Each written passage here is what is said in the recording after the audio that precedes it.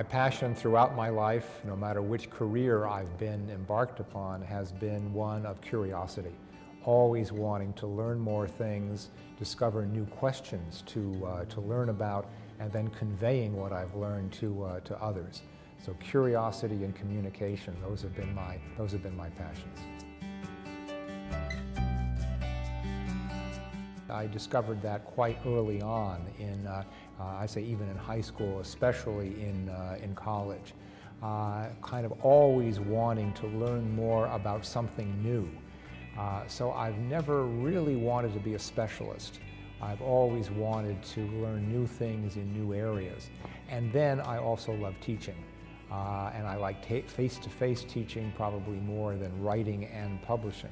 But that's the common denominator, is finding something new, a problem or a development or an idea that I want to learn more about, and then conveying it to others. In terms of my career, it basically has fallen into several stages.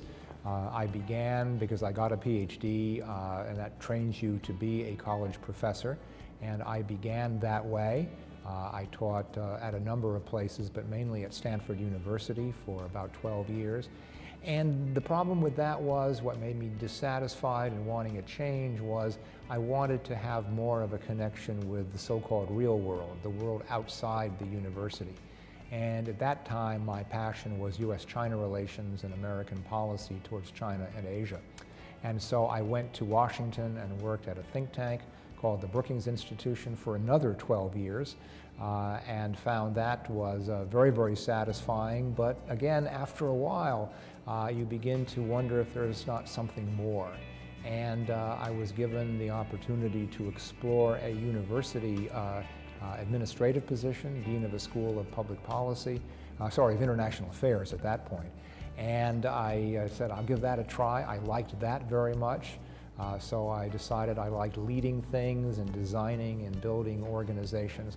And I liked it so much that I actually have been a dean twice, first of International Affairs and then in Public Policy.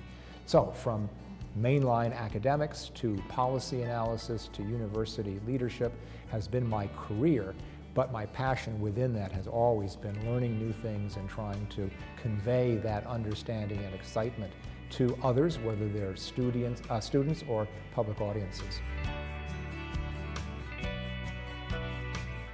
Well, I suppose that what I have to caution students these days about is that it is harder and harder to do what I've tried to do, and that is to be a generalist. To try to, in a sense, go from one subject to another, or try to put together different topics and different subjects.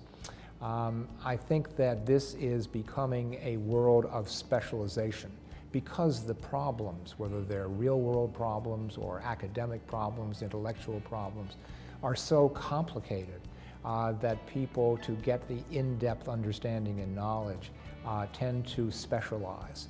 And so being a generalist is hard. It runs against that current, but it's also important. We need generalists. We need people who can pull together different ideas, because the real world is not divided into specialties. Observers and scholars are divided into those specialties. But the real world requires people who can link together those specializations and those disciplines.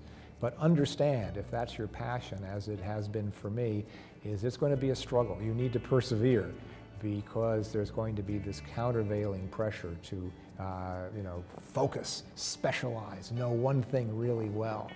That is important to a degree, but I've always found knowing several things and putting them together is, for me personally, more rewarding.